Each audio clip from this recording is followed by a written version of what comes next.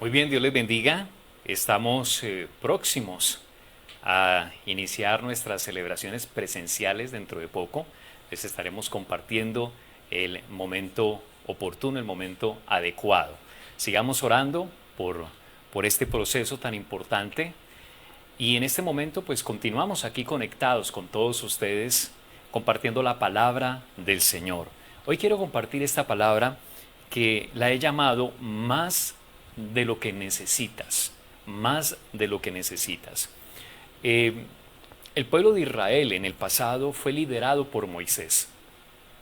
Durante su trayecto hacia la tierra prometida, el Señor los sustentó con maná del cielo, los guió, los guardó, los protegió y finalmente con el liderazgo de Josué, pues ellos entraron a disfrutar de esa tierra de bendición hasta lo que hoy en día se conoce como esa tierra de Israel, ¿verdad? Ahora el Señor Jesús se presenta como para recordarle al pueblo judío esa antesala en lo que se conoce como el Sermón del Monte o de la montaña, en lo que se conoce el Sermón de las Bienaventuranzas en el monte del Señor. Pues asimismo lo hizo Moisés. Cuando leemos Mateo, los capítulos 5, 6 y 7, es el cumplimiento de la profecía que Moisés le había dicho a esa generación, a esa segunda generación, porque la primera generación lamentablemente no ingresó a la tierra prometida. Pero esta segunda generación iba con el liderazgo de Josué a entrar, a poseer y tomar la tierra. Ahora Moisés había profetizado que dentro de su pueblo, dentro del pueblo del Señor, Dios levantaría un profeta mayor que él. Y esto lo dijo estando en el monte Nebo, una similitud con el monte Sinaí, donde el Señor se dio a conocer a su pueblo, donde fueron reveladas las tablas de la ley, la revelación de Dios que su pueblo necesitaba.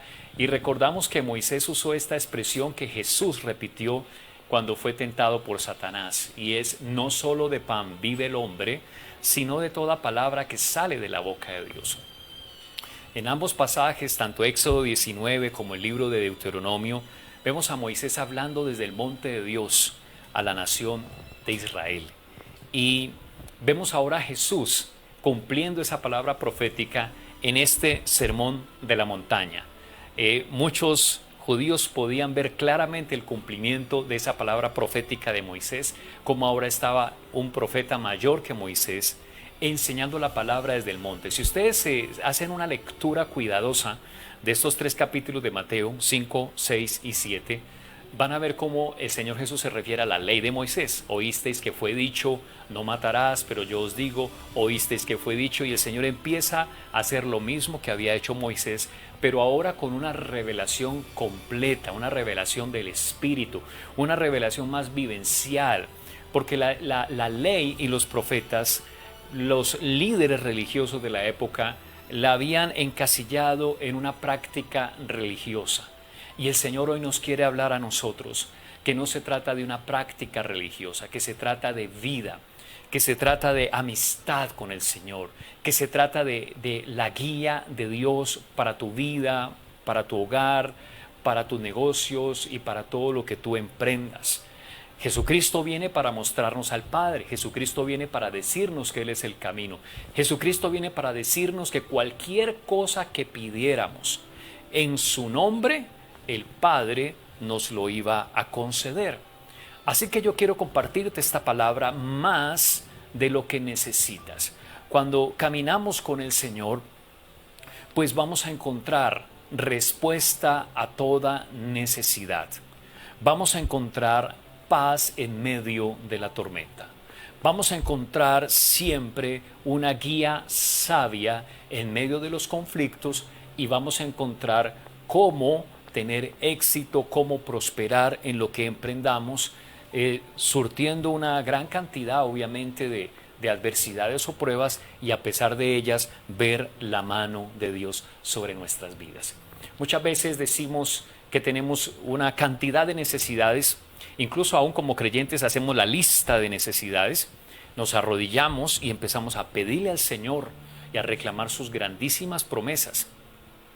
Y eso está muy bien.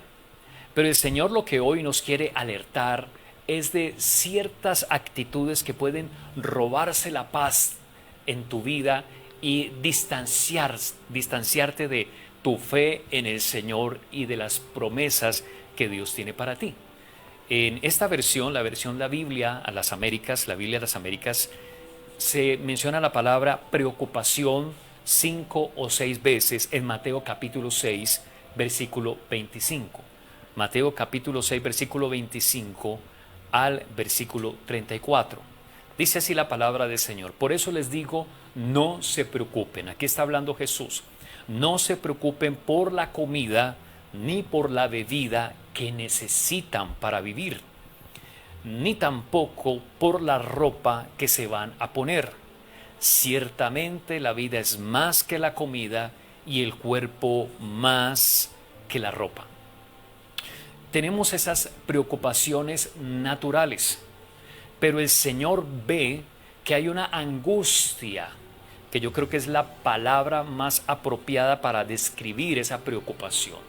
Caer presos de la angustia es la estrategia dañina de Satanás para destruir las familias, destruir la humanidad, para no enfocarte en tu relación con Dios y en tu comunión con la palabra.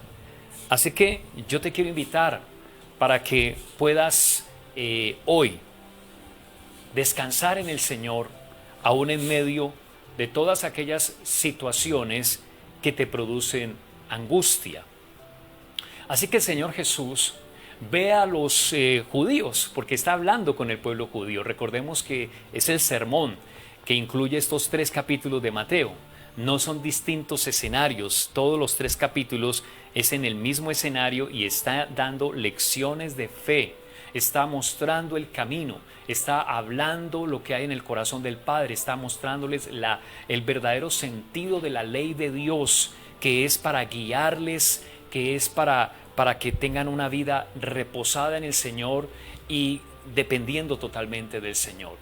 En este momento la angustia es un elemento que enfrenta cualquier persona por motivos que vemos aquí, por la comida, por la bebida, por la ropa, y estas cosas que son como los elementos, se han definido como elementos de primera necesidad de una familia, muchas veces nos llevan a ese nivel de angustia. El Señor Jesús dice, por eso no podemos dejarnos arropar de la angustia, porque la vida es más que la comida, porque el cuerpo es más que la ropa. Y empieza a hablarnos el Señor de ciertas prelaciones, de ciertas prioridades en las que tenemos que ocuparnos.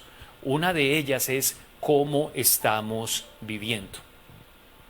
La palabra del Señor nos habla de que la manera de nosotros vivir de alguna manera nos va a dar un significado y nos va a llevar a unas metas. Pero si nosotros nos dejamos más angustiar de lo que estoy necesitando, de las cosas que necesito para subsistir, entonces esa angustia va incluso a traer enfermedad a tu cuerpo.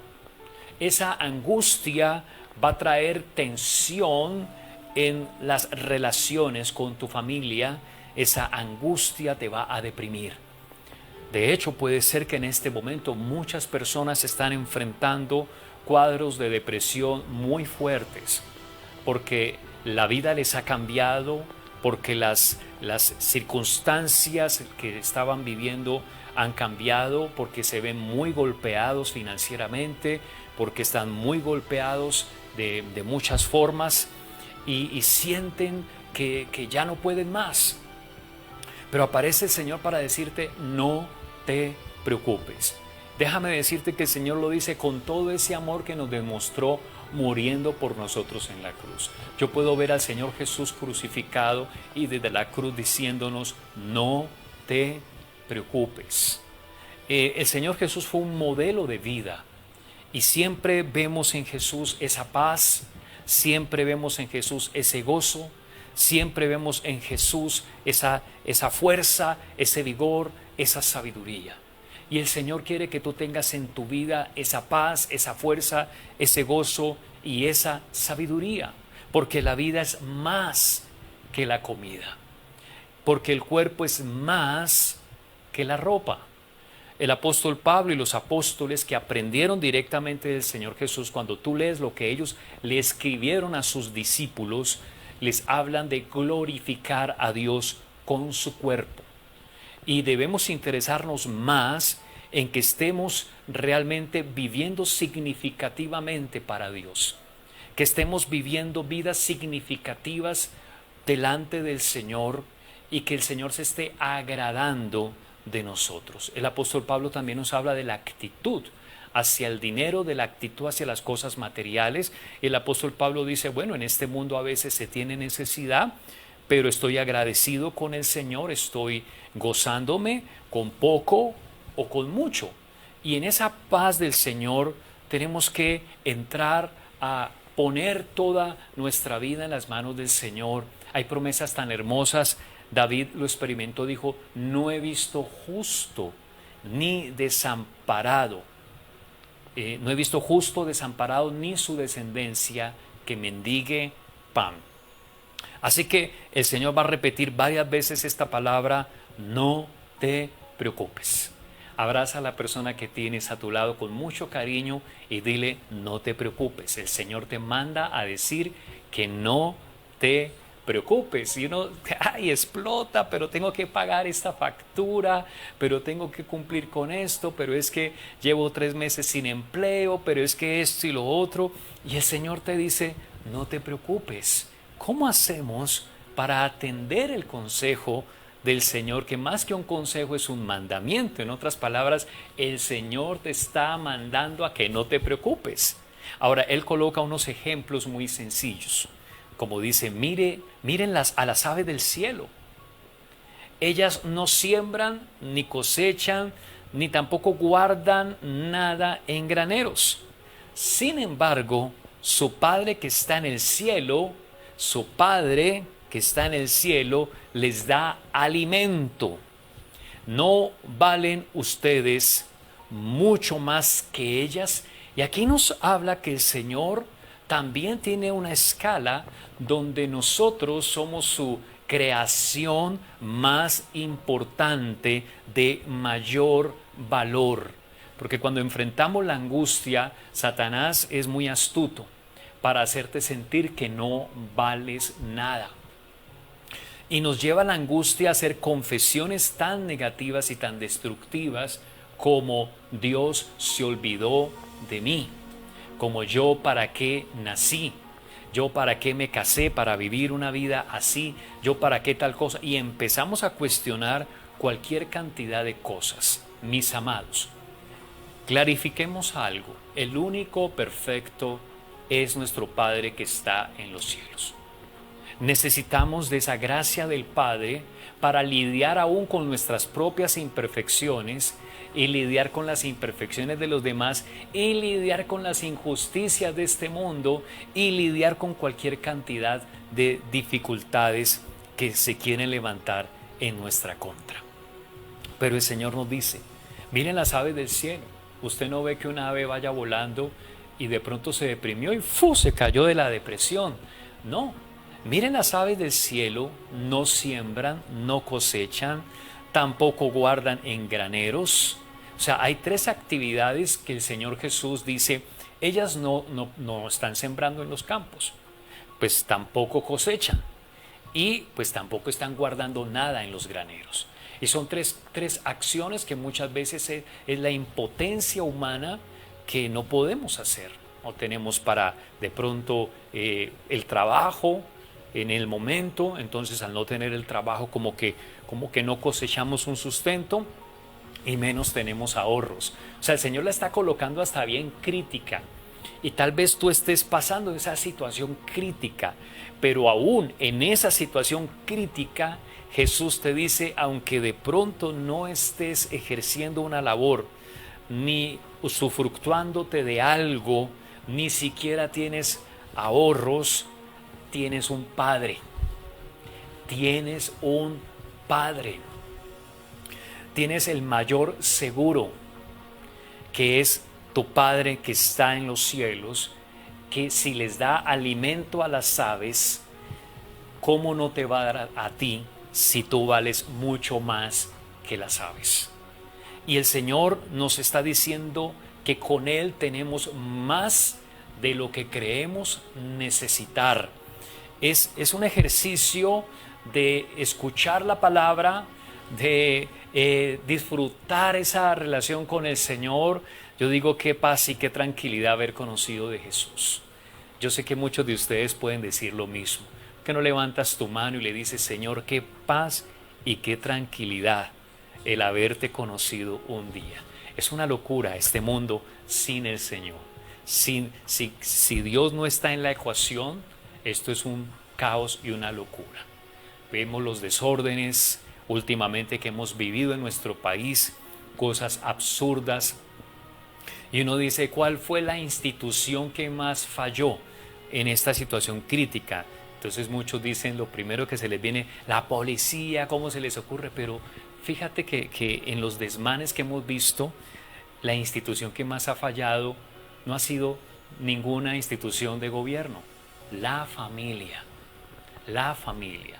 La falta de tener una dirección. Veíamos una escena de un papá viendo por su hija y regañándole y me hace el favor y se va para la casa.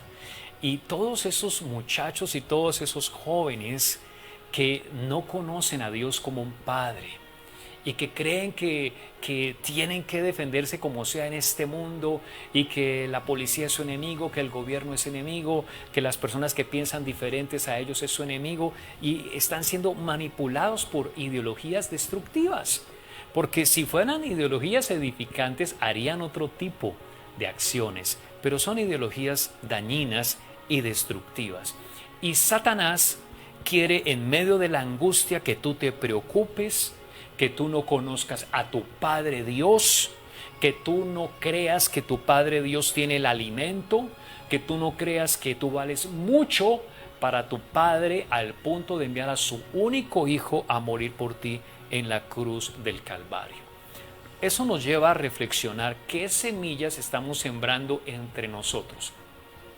Si nosotros valemos mucho para el Padre, yo tengo que tener mucho cuidado cómo le hablo a otra persona.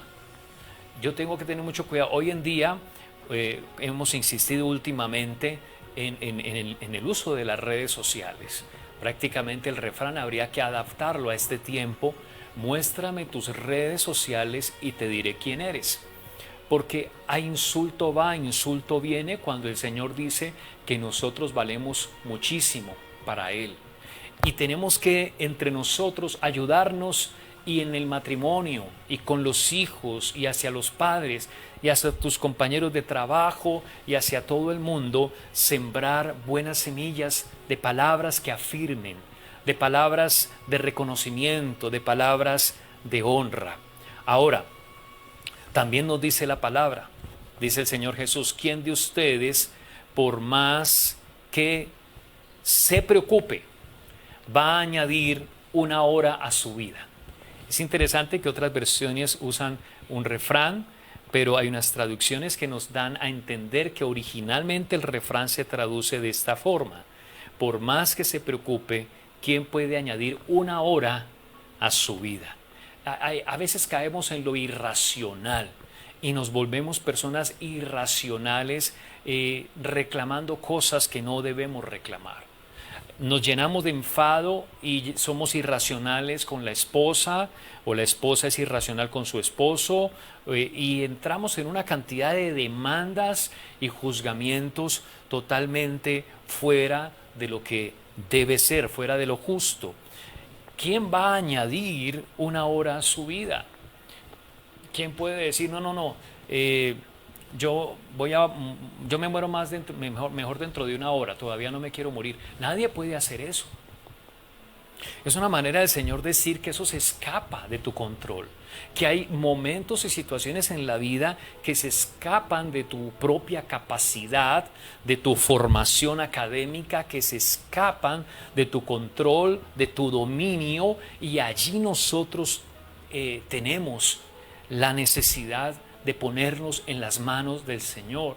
La angustia de la humanidad, el desorden y el caos que vemos de todos estos muchachos, tanta cosa oscura que se ve, tantos conceptos distintos que ahora la humanidad tiene de matrimonio, de familia, de tantas cosas, es porque no están en las manos del Señor. Y esa preocupación nos lleva a ser irracionales, a pensar con irracionalidad. ¿Qué es la irracionalidad? Es todo aquello que no está conforme con el diseño de Dios. Es todo aquello que contradice la justicia de Dios. Es todo aquello que va en contravía de los principios espirituales que Dios ha establecido en la palabra. Y el Señor nos confronta y los ve a ellos en esa angustia y los ve caminando en esa irracionalidad. Y vuelve y les repite, mire, otra vez les dice, ¿y por qué se preocupan? ¿Sí ven la insistencia del Señor hablándole a esta generación de la preocupación? Dice, ¿y por qué se preocupan por la ropa? Fíjense cómo crecen los lirios del campo. Ellos no trabajan ni hilan para hacer su vestido. Sin embargo, les aseguro que ni siquiera el rey Salomón, con toda su gloria, se vistió como uno de ellos. Así que si Dios así viste a todo lo que se crece en el campo, que hoy tiene vida, pero que mañana será quemado en un horno, con mucha más razón cuidará de ustedes. El Señor tiene el poder y la soberanía para abrir caminos en el desierto y hacer cosas nuevas. Él te cuida.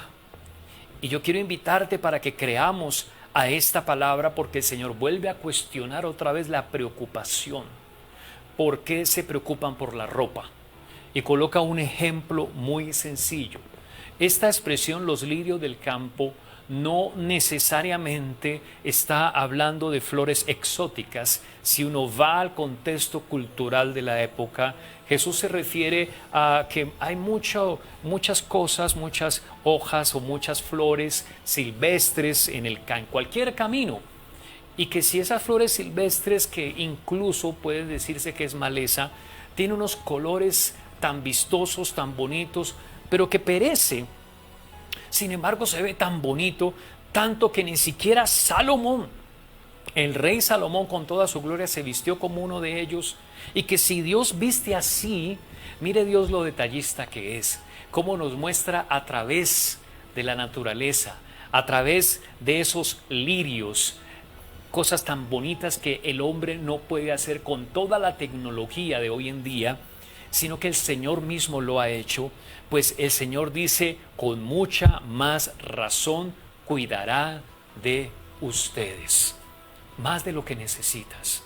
El Señor, caminar con Él, allí vas a obtener más de lo que tú crees necesitar, porque Dios está dispuesto a usar todo su poder. Y cuando hablamos de toda la soberanía, es que Él es el dueño de todo. Cuando hablamos de ser soberano, hablamos de que se tiene el control, hablamos de que está por encima de lo demás, por encima de todo orden, de que el nuevo orden mundial, que no sé qué, hay un soberano que está por encima de todo esto y que puede cuidarnos a cada uno de nosotros.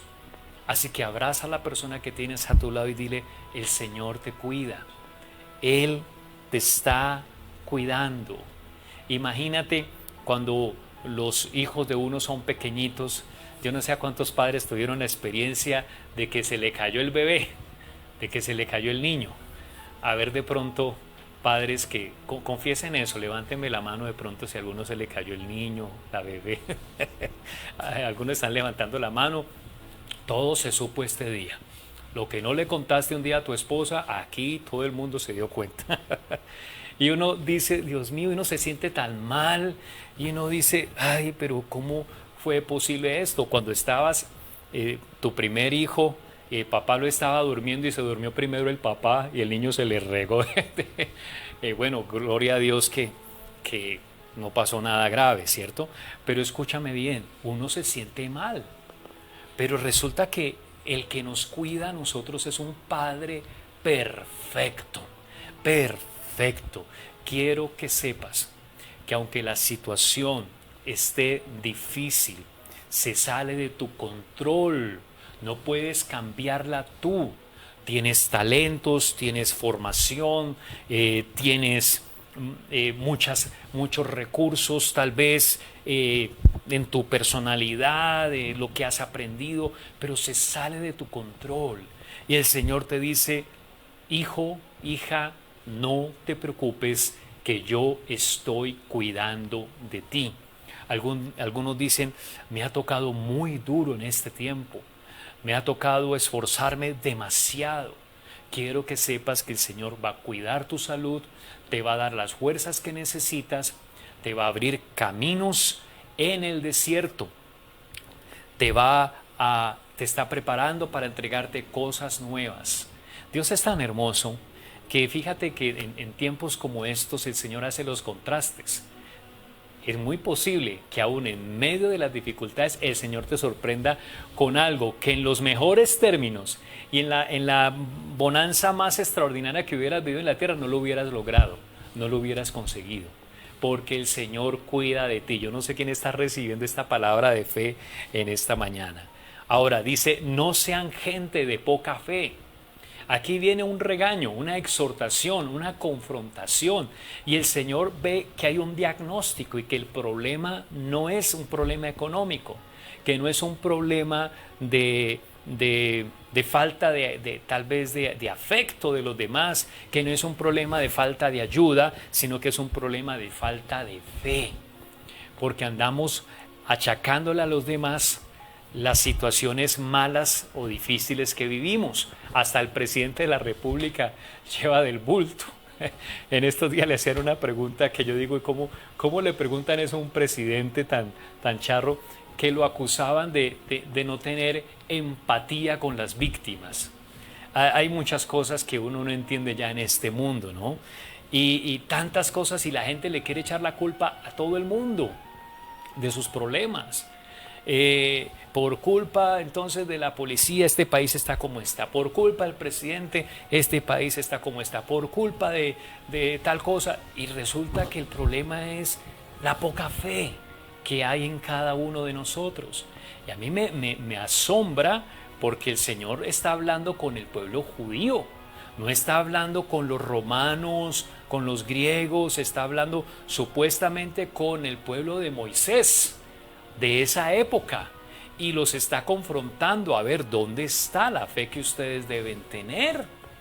Mire la herencia, la tierra que el Señor les ha dado, cómo les ha guardado, todas las promesas que tienen, cómo les ha sustentado. No sean gente de poca fe. Así que el Señor diagnostica que tenemos un problema, y que el problema de la humanidad es un problema de fe, de poca fe. Inmediatamente les dice, así que no se preocupen. Otra vez habla de la preocupación.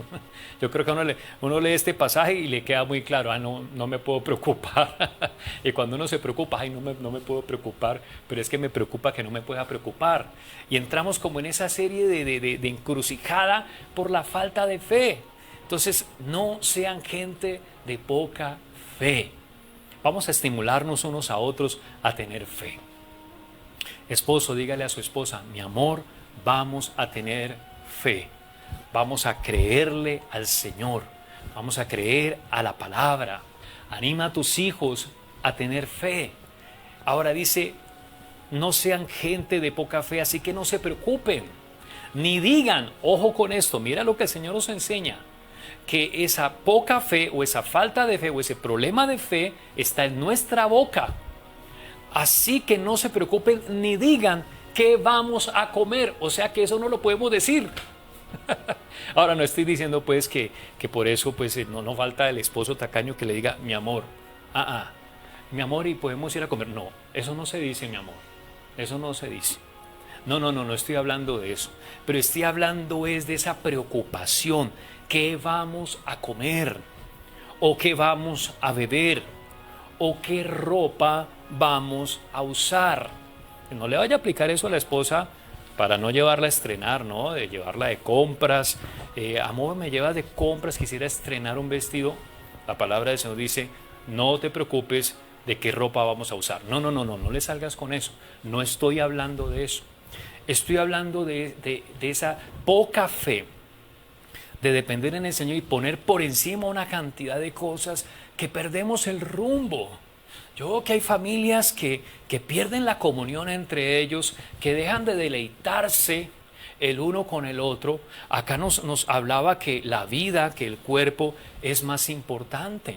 Y muchas veces hay esposos que pierden la intimidad sexual por las presiones del mundo, porque no hay esto, porque no tenemos lo otro, porque esto y lo otro, cuando el Señor ha provisto de un cuerpo al esposo, de un cuerpo a la esposa, para que en amor puedan bendecirse mutuamente, para que haya esa bendición de la intimidad sexual en el matrimonio.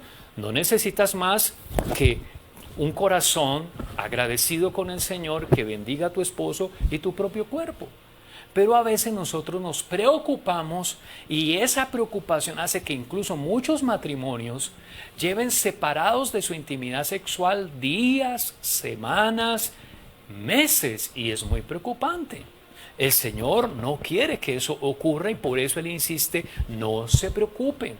Esa preocupación hace que muchos hijos se enfoquen en lo que egoístamente quieren y no se estén cuidando de honrar a su padre y a su madre. Entonces se pierde hasta la comunicación, una sencilla llamada telefónica. Se pierde el detalle, se pierde el estar pensando, esto yo sé que a él le gusta, yo sé que a ella le gusta, y la preocupación acaba con nuestra vida. No se preocupen, pero también dice el Señor, ojo con lo que hablan, ojo con lo que dicen, tengan mucho cuidado, no se pongan a decir qué vamos a comer, no se pongan a decir qué vamos a beber, no se pongan a decir qué ropa vamos a usar. La gente que no conoce a Dios, mira lo que Jesús les enseña. La gente que no conoce a Dios trata de conseguir esas cosas. Pero ustedes tienen a su Padre en el cielo que sabe que necesitan de todo eso. Gloria a Dios. Tenemos un Padre que está en el cielo. ¿Por qué usa la expresión que está en el cielo? Porque tiene la autoridad, porque es el dueño de todo. Porque todo don perfecto y toda buena dádiva desciende de lo alto, del Padre de las luces.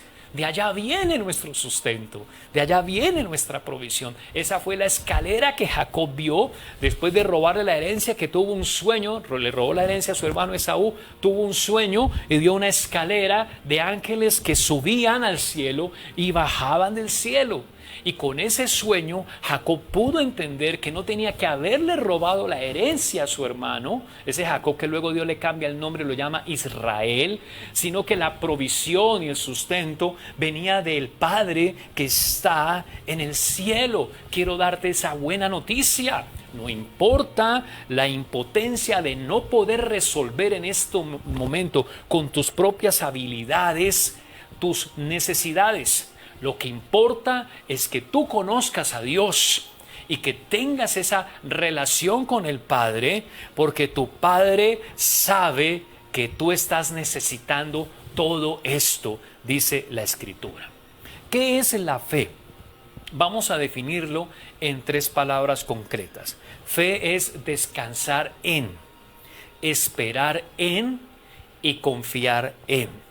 Cuando tú descansas sobre una buena poltrona, cómoda, bollonadita, ¿cierto? Tú inmediatamente la primera sensación es que viene como un reposo a tu cuerpo, como que esa fatiga corporal llegó hasta ahí, y si estás en una sombra y es una poltrona bien agradable, tú sientes un reposo.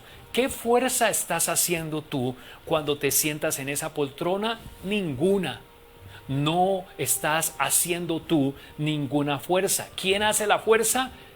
esa silla, esa poltrona está haciendo la fuerza de sostenerte. Pero no es que tú te sientas, estás haciendo caras allí de que te estás herniando. No, la fuerza no la estás haciendo tú. La fuerza la está haciendo la poltrona en la que te estás sentando, el mueble en el que te estás sentando, esa silla. Y eso es descansar en el Señor. Y el Señor te dice que puede descansar, que Él se encarga, que no te preocupes, que la fuerza es del Señor. Fe es esperar en, es decir, hay ciertas cosas que no podemos nosotros, por más que nos afanemos, como lo dice allí. En otras versiones dice, ¿quién por más que se afane podrá añadir a su estatura un codo? Que era una dimensión de 45 centímetros, pero que en esta versión nos traduce como que el sentido original es, ¿quién por más que se afane o se preocupe puede añadir una hora más a su vida? No lo puede hacer. Entonces vamos a esperar, pero ese esperar no es ser irresponsable. Ese esperar es, yo sé que el Señor en su momento va a obrar y va a abrir esas puertas. ¿Qué es fe? Es confiar en, es esa confianza en el Señor. Yo confío en ti, Señor. Hay esa confianza de que el Señor lo va a hacer. No estoy dudando. Es como cuando el niño es cargado por su padre. El bebé no está pensando, ay, que este Señor no me vaya a dejar caer ahora. No, el niño está tranquilo, está seguro en los brazos de su padre. Dice este versículo que es como el fundamento de la vida cristiana, que casi todo cristiano lo aprende muy rápido. Versículo 33. Así que primero busquen el reino de Dios y su justicia, y se les dará todo lo que necesitan. Gloria a Dios. Mira, dice, así que primero busquen el reino de Dios y su justicia, y se les dará todo lo que necesitan. Esto es muy importante, entendiendo el contexto en el que Jesús está enseñando. Está en el monte de las bienaventuranzas, haciendo la similitud de lo que Moisés había hecho cuando les enseñó las tablas de la ley de Dios al pueblo de Israel, enseñándoles cómo vivir para Dios, porque lo que hizo Moisés era enseñarle a ese pueblo cómo vivir para Dios. Y lo que Jesús ahora nos enseña es salir de esa preocupación y más bien enfocarnos a cómo vivir para Dios, porque allí está el secreto de la vida. Allí está el secreto de la bendición. Allí está el secreto de enfrentarnos a un mundo de injusticias, de un mundo de confusión, a la oscuridad, a todas esas cosas tan raras, y que cada día este mundo se vuelve más raro, pero que la clave está en ocuparnos en cómo vivir para Dios. Dice el versículo 33, así que primero busquen el reino de Dios. ¿Por qué todos estos muchachos han salido en esa ola de destrucción tan terrible que hemos visto en nuestras ciudades en esta última semana? Porque en sus hogares no hay padres que están buscando el reino de Dios. Y si algunos sí lo están haciendo y llega ya el muchacho en su edad adulta, lamentablemente el muchacho o esa persona, ese joven, no está buscando el reino de Dios de primero, está desconociendo totalmente a Dios. Mis amados, es muy claro lo que el Señor Jesús nos está hablando. Hay algo que es primero, y es esa búsqueda del reino de Dios y su justicia. El que lo hace, la promesa es que se les dará todo lo que necesitan. Esta es una promesa. Jesucristo la está certificando.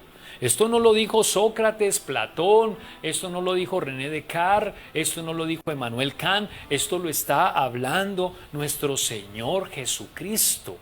Y nos está diciendo, primero busquen el reino de Dios. Jesús nos dio el modelo. Cuando le dice a la gente, ustedes son gente de poca fe, vemos cómo Jesús vivió, cómo Jesús enfrentó incluso todas esas dificultades, pero con esa certeza de que el Padre le iba a levantar de entre los muertos. Y esa es la misma certeza que debe haber en nosotros. Por eso yo confío, yo descanso en el Señor, yo espero en el Señor. Ahora, el reino es la palabra de Dios. Vemos las mujeres que buscaron a los profetas Elías y Eliseo. Y vemos cómo fue a través de la palabra que estas mujeres pudieron entender que primero es el reino de Dios. Vemos aquella viuda de profeta que se murió, que quedó endeudada. Lo primero que hizo fue buscar una palabra del profeta Eliseo. Y el profeta Eliseo le dijo a ella y a sus 2 hijos lo que debían hacer y le dio una palabra revelada. Y esta mujer implementó esa palabra y empezó a prestar vasijas de sus vecinos, y con el poco de aceite que tenía en su casa no paraba y no paraba y no paraba el aceite. Pero esta mujer se enfocó en buscar primero el reino, que es la palabra. Vemos la viuda de Sarepta, una viuda con su hijo único, una época de hambre, de sequía en la tierra. Atiende al profeta y Elías le dice, hazme una torta, pero dame a mí primero, porque así dice el Señor, la harina no escaseará, el aceite no faltará. Y era una situación dramática, pero esta mujer entendió que primero era el reino de Dios y que luego iba a recibir todo lo que ella iba a necesitar. Y así se cumplió. Estamos hablando un paralelo a la situación de hoy. No sé si tan dramática como esta mujer viuda y su hijo único, y luego el hijo muere, pero el Señor lo resucita. ¿Por qué? Porque estamos activando ese poder de Dios en nuestras vidas. ¿Por qué? Porque con el Señor tenemos más de lo que necesitamos. Entonces, estas mujeres lo experimentaron. ¿O qué tal la tsunamita que buscó a Eliseo? Ella no tenía ninguna necesidad. Es más, hasta el profeta estaba pensando, esta mujer tiene de todo. Porque a veces pensamos que solo es para que resuelva, porque yo tengo una necesidad, voy a buscar primero el reino de Dios. Esta mujer no tiene ninguna necesidad material, vivía lo más de bien, cómodamente, pero tiene una iniciativa y le dice a su marido, déjame, yo le hago un apartamento a este profeta. Y esta mujer le construyó un apartamento al profeta Eliseo. Y el profeta Eliseo le dice, por cuanto has estado solícita con nosotros, entonces de aquí a 1 año abrazarás un hijo. Su esposo era anciano y ella no tenía hijos, y el Señor hizo ese milagro. Pasa lo mismo, el hijo se muere, el Señor lo resucita, viene una persecución, tienen que salir desplazados, era una familia de desplazados en esa época. A los 7 años regresan y el Señor hace que el rey de esa época le devuelva a esta mujer las tierras de ella con los 7 años de producción.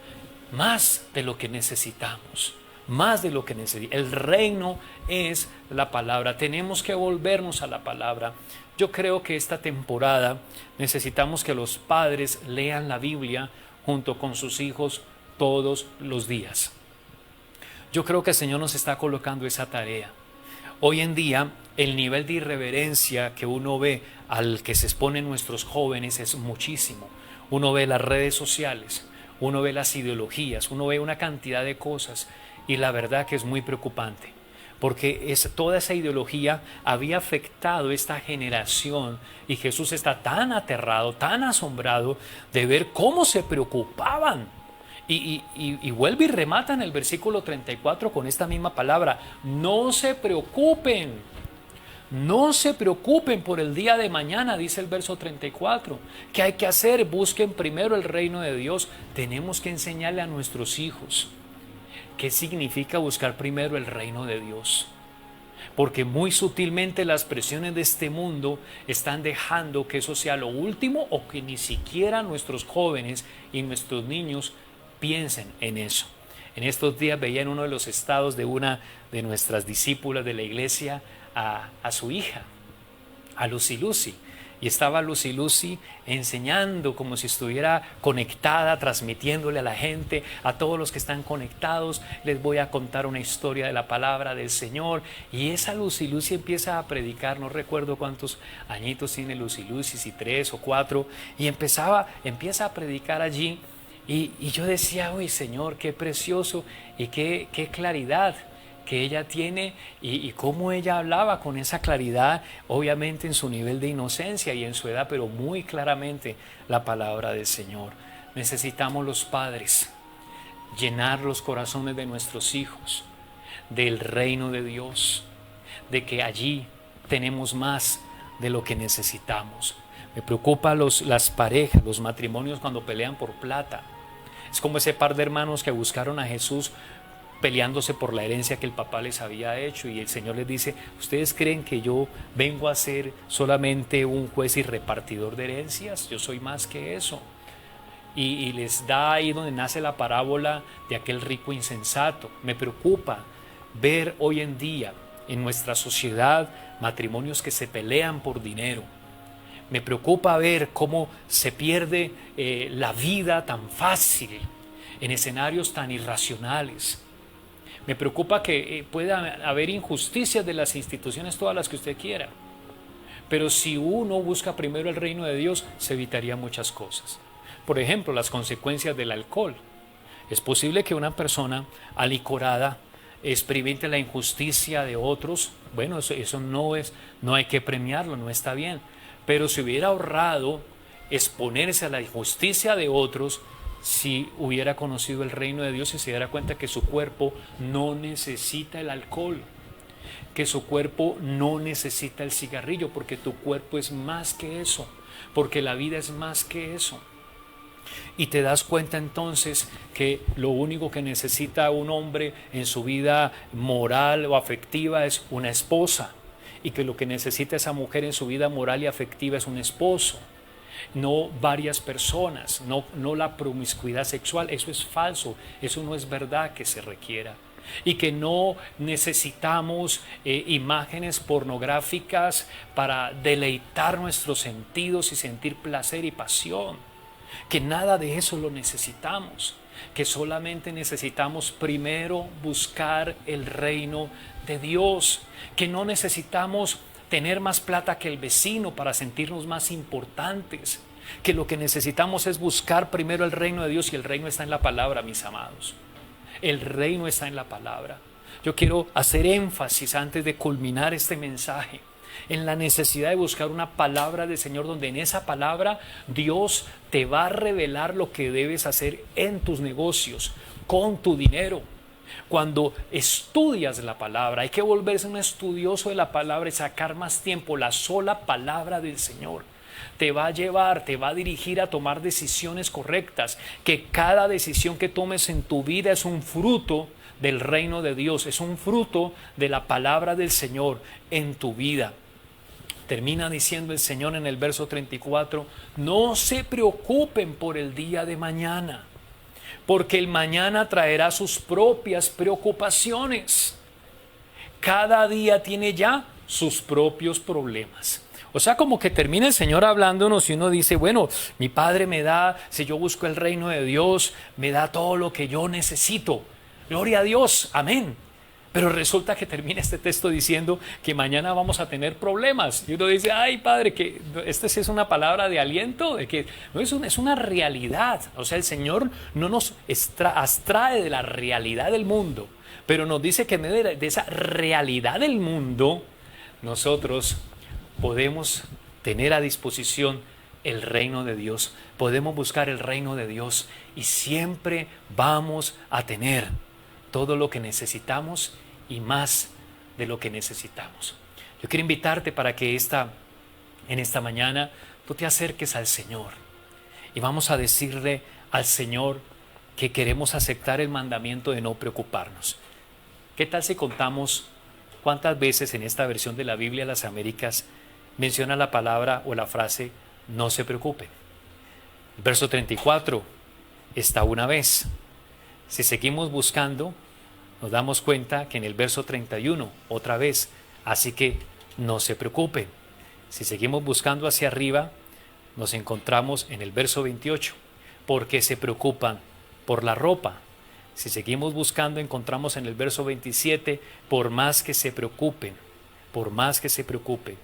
Y si seguimos buscando, nos encontramos con el verso 25, donde el Señor nos dice, no se preocupen por la comida. Entonces no te preocupes, solamente busca el reino de Dios. Está en la palabra el reino de Dios, está en los profetas que predican la palabra como Elías, como Eliseo. Busca la iglesia, conéctate siempre. Ahora que abramos, asiste con todos los cuidados pues que se deban tener en este tiempo.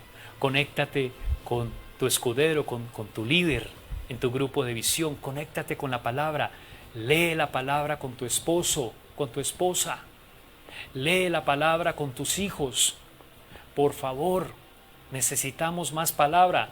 WhatsAppeen palabra a la lata. Coloquen palabra por cantidades alarmantes en su Instagram, en su Facebook, en el Twitter, en sus grupos de WhatsApp. Palabra, palabra, palabra. Y si nos enfocamos en eso, entonces no nos vamos a preocupar, vamos a tener fe, vamos a descansar en Él, vamos a esperar en Él, vamos a confiar en Él, vamos a buscar el reino de Dios y Él nos va a dar siempre todo lo que necesitamos. Señor, gracias por tu bendita palabra. Gracias porque esa palabra es la que nos sostiene. Hoy tú nos das un mandamiento. No te preocupes. Qué mandamiento tan difícil, Señor, tan difícil para nosotros. Porque por naturaleza nuestra tendencia es preocuparnos incluso hasta por cosas tan insignificantes. Pero queremos obedecer a ese mandamiento. Coloca tu mano en tu corazón y dile: Señor, yo quiero obedecer ese mandamiento. No quiero preocuparme. Tú me ordenas y me mandas a no preocuparme por la comida, a no preocuparme por la bebida, a no preocuparme por la ropa, a entender que la vida es más que la comida, que el cuerpo es más que la ropa. Tú me das el ejemplo de las aves del cielo, de los lirios del campo. Las aves no andan preocupadas, los lirios no andan preocupados, y nosotros valemos mucho más que ellos. Yo no sé qué semillas fueron sembradas en tu corazón de sentirte que tú no vales nada, porque hay muchas personas que están inmersos en la angustia y la preocupación porque desde sus casas les hicieron sentir que no eran importantes y que no eran valiosos. Y esa es la raíz que muchos tienen de vivir en ansiedad, en angustia, en preocupación. Adora al Señor allí donde estás y cree que el Señor te abre caminos en el desierto.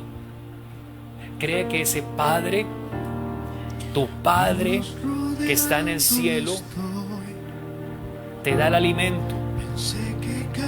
Que ese Padre que está en los cielos está dispuesto a darte todo lo que necesitas.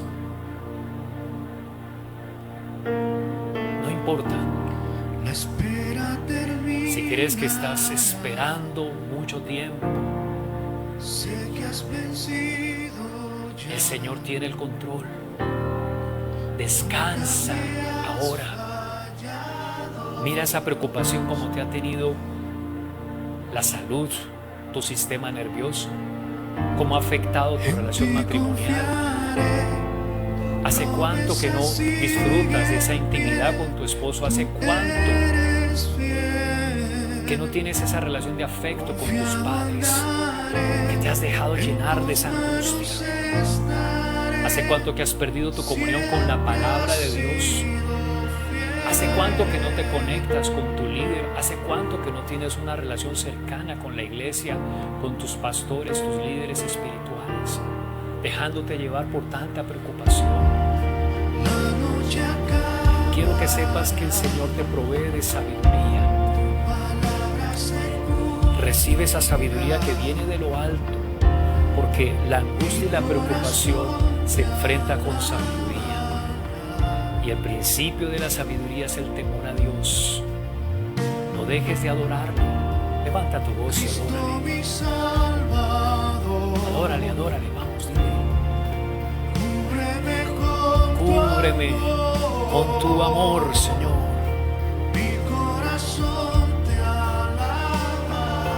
Levanta tus brazos y declara: en ti confiaré. Aleluya. Sí, sí. En ti confiaré, tu promesa sigue en pie. Eres fiel.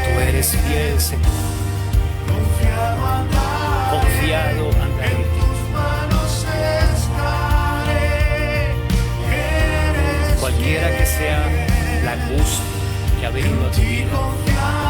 Yo declaro la fortaleza del Señor sobre ti, la paz del Espíritu que sobrepasa todo entendimiento. Dios es experto en abrir caminos en el desierto. Dios es experto en darte cosas nuevas. Vienen cosas nuevas para ti, cosas que no habías visto antes. Solamente busca el reino de Dios y su justicia. No te preocupes, te dice el Señor. No te preocupes, te vuelve a decir el Señor. Con mucha más razón el Señor cuidará de ti si cuida de esos lirios que hoy están y mañana se echan en el horno. Así que solamente aférrate a Él con todas tus fuerzas. No digas, cancela esas palabras de incredulidad. No digas que vamos a comer. No digas que vamos a beber. No digas qué ropa vamos a usar. La gente que no conoce a Dios trata de conseguir todo eso. Pero ustedes tienen a su Padre. Tienen a su Padre en el cielo que sabe que necesitan todo eso. Padre, gracias. Hoy yo te pido, Señor, trae reposo, trae paz, trae descanso a todas estas familias. En el desierto abres caminos. Tú lo puedes hacer, Señor. Hay cosas nuevas que el Señor está preparando para ti y para tu casa. Es necesario eliminar ese nivel de estrés en el hogar, en el matrimonio.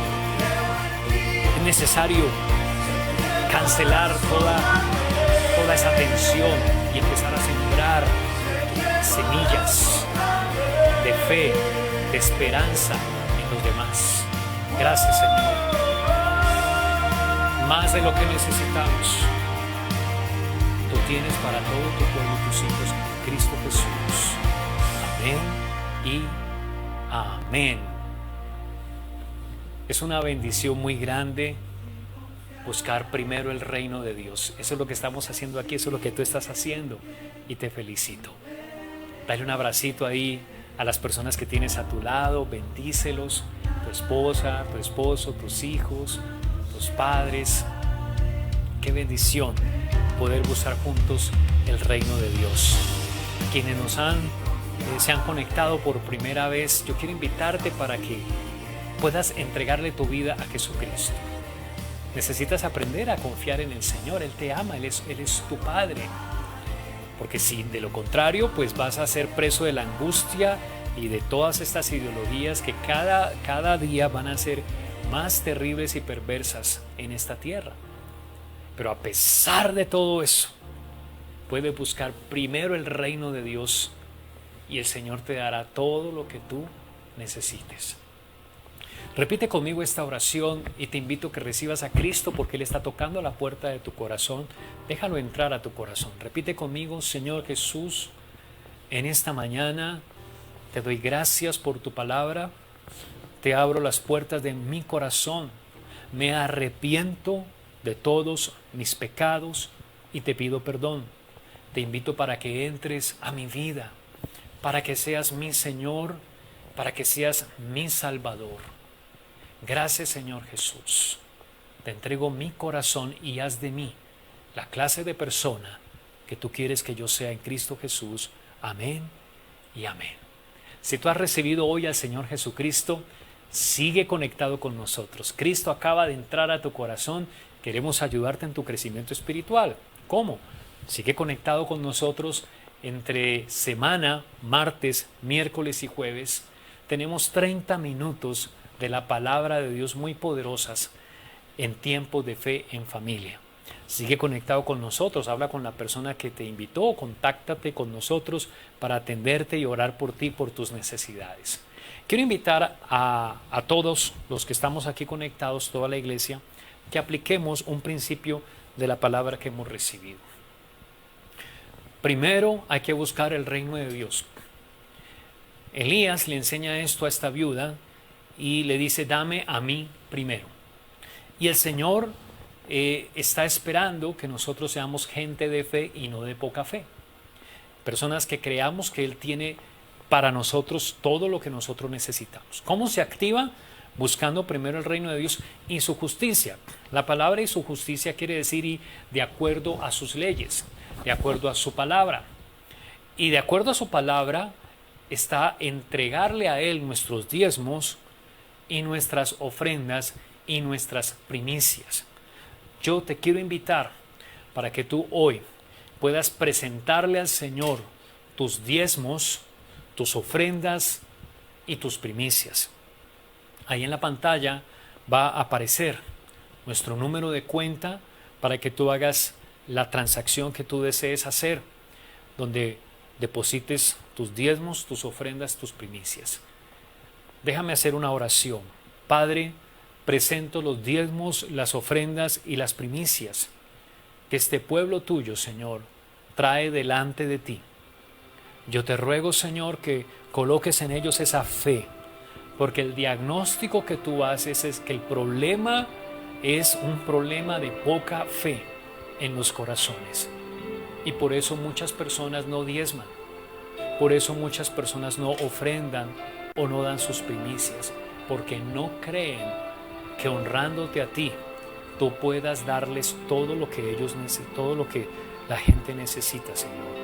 Pero yo creo, Padre, que hoy se levanta un pueblo lleno de fe. Empieza a adorar al Señor allí donde estás. Se levanta un pueblo lleno de fe para adorarte, un pueblo lleno de fe para honrarte con sus diezmos y primicias. Yo los bendigo en Cristo Jesús. Amén y amén.